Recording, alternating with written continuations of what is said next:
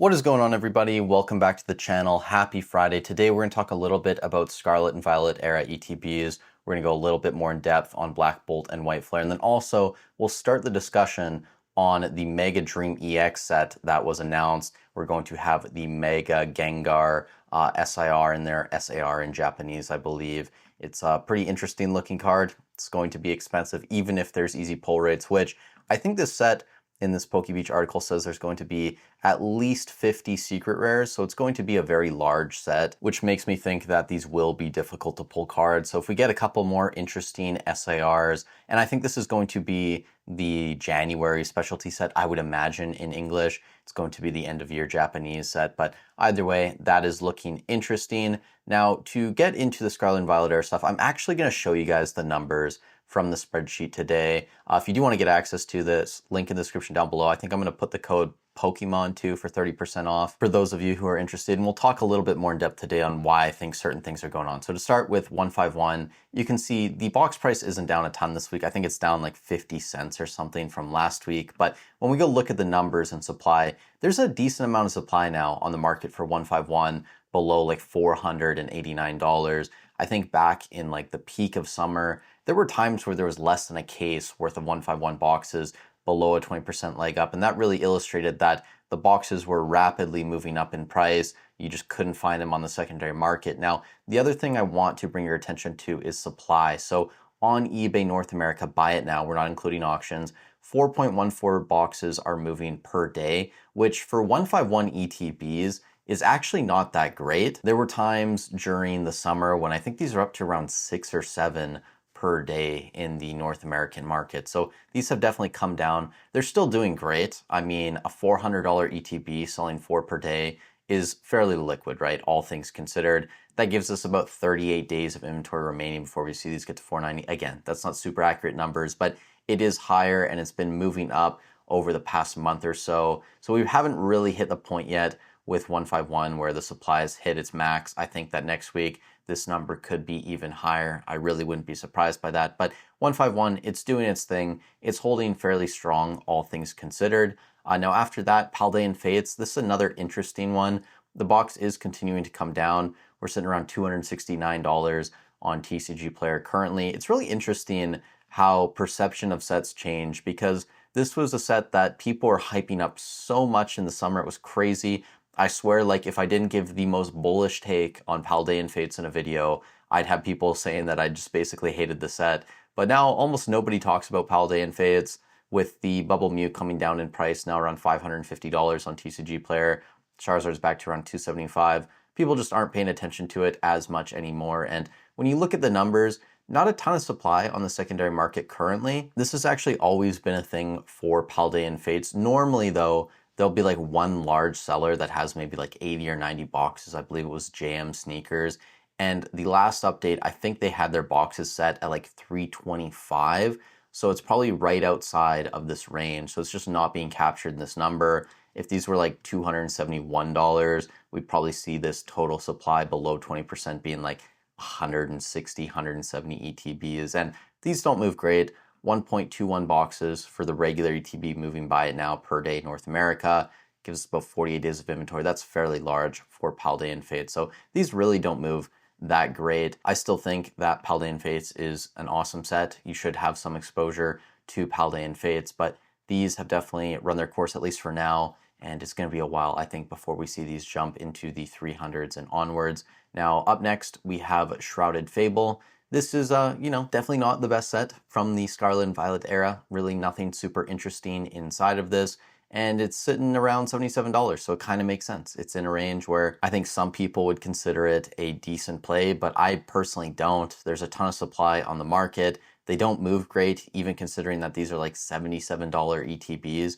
For example, Shining Fates, I believe, which is around $100 now, that's normally between like 6 and 7 ETBs per day by now North America. So the fact that this is only about 33% of that and the ETB is cheaper says a lot about the set. People just aren't a huge fan of Shrouded Fable. They don't want to open the boxes and pull the chase cards, which again, you kind of have a lack of chase cards in this set. You're working with like the Persian, the Houndoom, the Dusk Noir, and then there's a couple other cards in there that are playable that have some level of value, but nothing crazy in Shrouded Fable. Now, I'm sure a lot of people are curious about Prismatic Evolutions.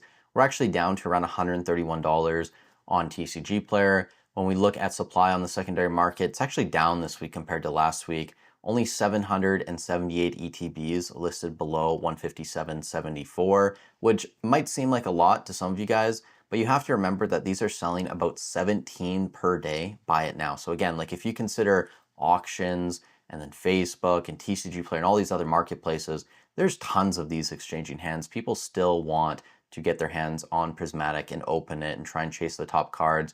Gives us about 45 days of inventory, kind of expected, just based on the market that we're in. Now, the interesting thing, you can see the numbers here for Black Bolt and White Flare. The sales volume is actually really high. I know there's a ton of ETBs, which makes sense. These are newer sets. They just came out, White Flare, and then if I can bring up Black Bolt over here, it's definitely going to be a while before we see these start to creep up in price. And I also don't think that it's out of the realms of possibility of us potentially getting some sort of like Costco or Sam's Club bundle featuring these ETBs in the future. But either way, for now, this is the supply. And you can see fairly strong sales volume, especially for Black Bolt, very close to Prismatic Evolutions currently. You can see the days of inventory remaining still fairly high. Again, like I consider basically anything under 15 worth watching, and then anything under like 8 or 9 is really where you should be paying attention to an item. So I don't think anything's moving anytime soon. We are just in a period in the hobby where people are offloading product. They're trying to become more liquid. Maybe they're a bit concerned about where things are going, but it doesn't necessarily mean that everything is doing bad. For example, even if you look at Black Bolt and White Flare, there are still some individual cards moving up in price, which I find interesting. And some of them even being like the top cards. The Zekrom EX from Black Bolt, this is up around 17% over the past 3 months. If you do the 1 month chart, it looks terrible because of this dip on the 19th for some reason, but still up around 13% over the past month. You also have the Zekrom EX SIR up around 6%. So the fact that normally cards after a set is released come down in price, the fact that these top cards are holding their value, if not gaining a little bit of value, is still a good sign in my opinion. And you can go through and look at a lot of the other illustrationers too. I just picked one out here. This is the Minchino. It's up around 11% over the past month, $12 card. I don't think a lot of people have probably taken the time to go through all of the Black Bolt and White Flare cards and just looked at a lot of the illustration rares. There's tons of very cutesy illustration rares in like the $10 to $15 range. And I wouldn't be surprised in the future if someone decides to buy out a lot of those and pump them up, 50, 75, 100%.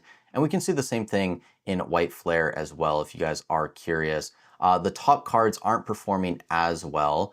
And I'll give you an example of that. The Reshiram EX, I pulled it up over here, only up about 0.28% over the past month, but still it hasn't gone down in price, which is definitely a good thing. Now, there are some other illustration rare cards doing all right. For example, the Embor, you're up around 4.25% over the past month, sitting around $32.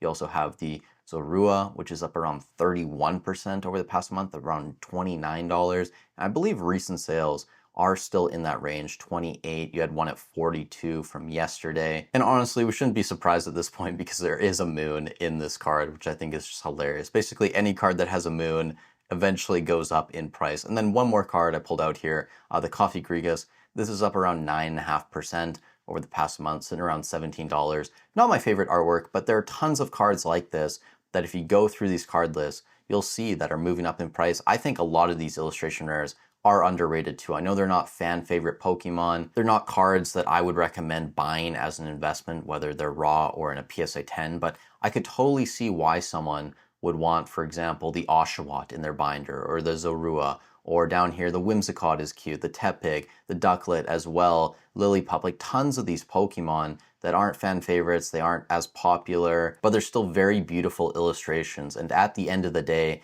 that's really what matters for a lot of people. Again, like this stuff is art, so it makes sense to me why a lot of these do have some level of value. But that's really all I wanted to talk about today. On the sealed side, yeah, I mean, stuff isn't getting crushed in terms of the market price. Some things are doing worse than others, but just a lot more supply coming to market, and it's going to take time for the general consumers to chew through what is coming. So hopefully that makes sense. Again, if you guys do want to get access to the spreadsheet, I'll leave a link down below, and I'll actually put in the coupon code there as well. If you guys are shopping eBay, TCG Player, Hobbiesville, I do have affiliate links down below. They're free and easy to use. All you have to do is click on it before you do your shopping.